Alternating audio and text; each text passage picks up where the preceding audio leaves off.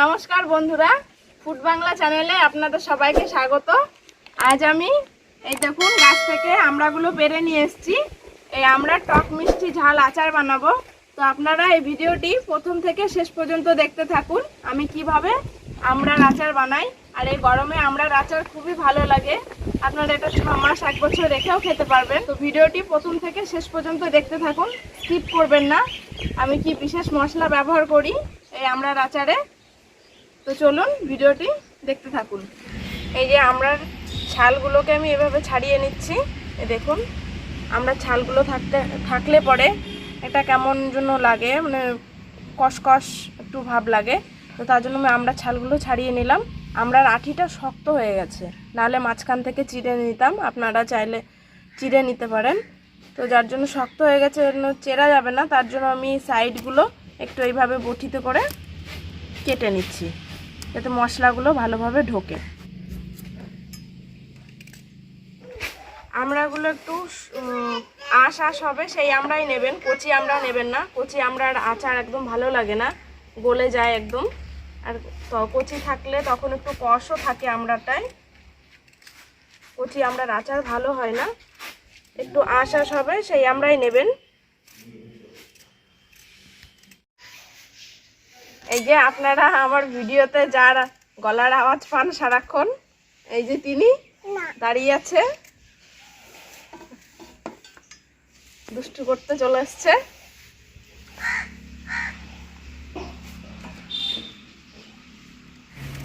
খাবে তুমি আমরা? এই যে টক কেন খেলবা না? কেমন? হ্যাঁ, কোথায় যাবে? এখানেই থাকো। লাঠি নিয়ে কি করছো?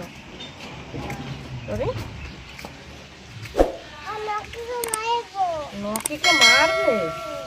নকি কি করেছে তোমাকে? কি করেছে নকি? হনুমান? তুমি হনুমান?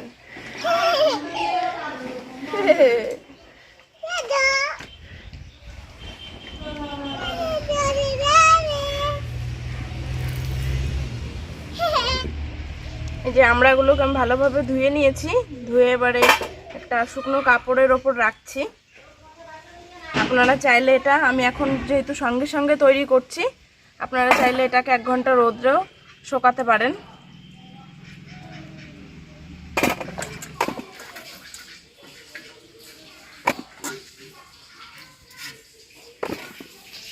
আমড়ার মধ্যে যাতে একটু জল না থাকে তার জন্য আমি কাপড়ের মধ্যে নিয়ে ভালোভাবে আমড়াগুলোকে মুছে নেব।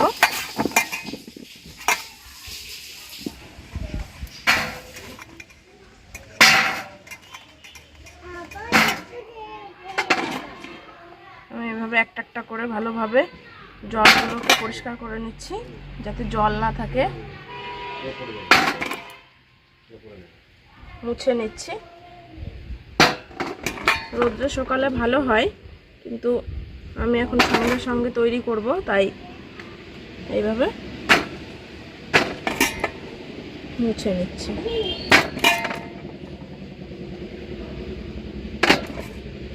হয়ে গেছে মোছা আমার।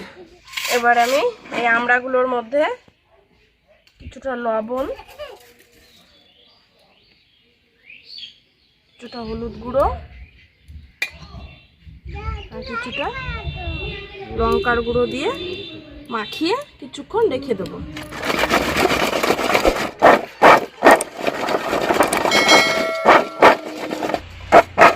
এই যে এইভাবে আমি কিছুক্ষণ মাখিয়ে নিলাম। এবার কিছুক্ষণ ঢাকা দিয়ে রেখে দেবো এটাকে। এই যে উনুন আমার ধরে গেছে, এবার আমি কড়াইটা বসিয়ে দিলাম। আমি আমড়ার আচার বানানোর জন্য কিছু মশলা নিয়ে নিয়েছি, এগুলো শুকনো খোলায় টেলে নেব। শুকনো লঙ্কা, ধনে, একটু মেথি, মৌরি আর জিরে, এগুলো আমি তেলে নেব। প্রথমে লঙ্কাটা দিয়ে দেবো। লঙ্কাটা দিয়ে একটু নাড়াচাড়া করে তারপরে বাকি যে মশলাগুলো আছে সেগুলো একটু তেলে নেব। এই যে লঙ্কাটা একটু হয়ে গেছে টালা, এবার বাকি যে মশলাগুলো সব একসঙ্গে দিয়ে ঢেলে নেব। একটু হয়ে গেছে আমার, এবার নামিয়ে নেব। এই যে ভেজে রাখা মশলাগুলোকে এবার আমি গুঁড়ো করে নেব।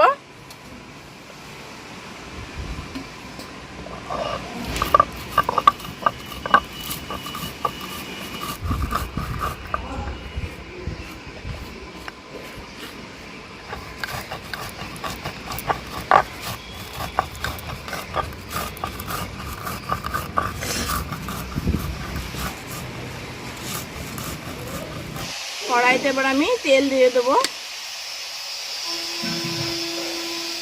এই যে এবার ফোড়ন দিয়ে দেবো। ফোড়নের জন্য নিয়েছি গোটা শুকনো লঙ্কা আর 5 ফোড়ন, সামান্য একটু 5 ফোড়ন দিয়ে দিচ্ছি।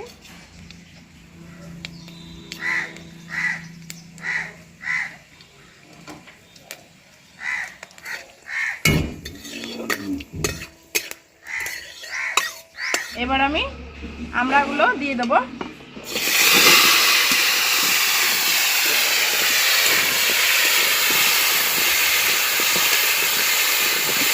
এবার অল্প অল্প আঁচ দিয়ে আমড়াগুলোকে কষিয়ে নেব 5-6 মিনিট ধরে।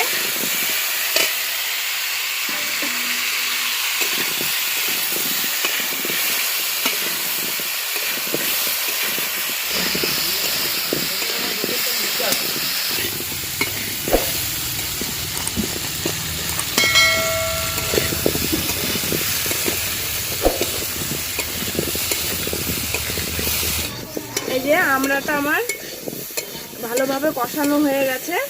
এবার এর মধ্যে আমি গুড়টা দিয়ে দেব।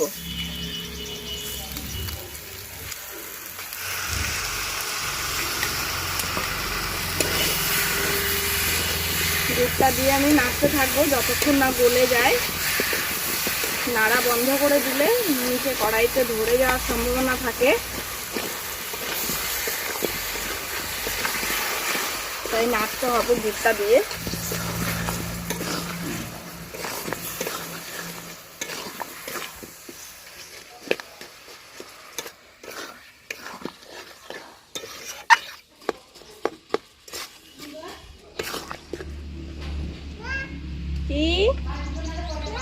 কি বাবা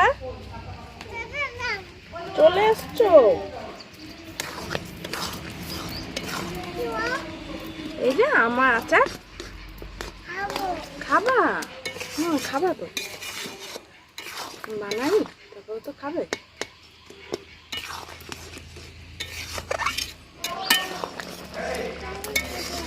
এই যে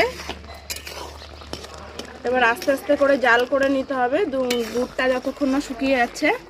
আর এইভাবে অনবরত নাড়তে হবে, না হলে নিচে লেগে যাবে। এই যে ঝোলটা অনেকটাই, গুড়ের ঝোলটা অনেকটাই কমে গেছে। এবার আমি যে ভাজা মশলাটা বানিয়ে রেখেছিলাম সেই মশলাটা ওপর থেকে দিয়ে দিচ্ছি।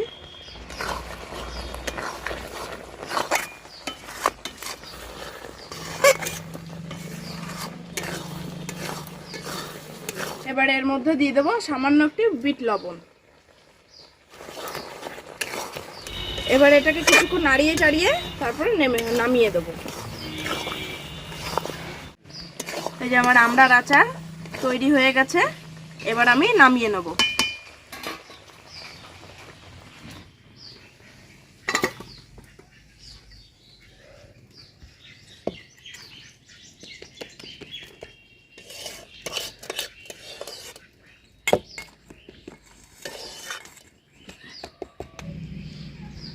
এই যে আমড়ার আচার তৈরি হয়ে গেছে।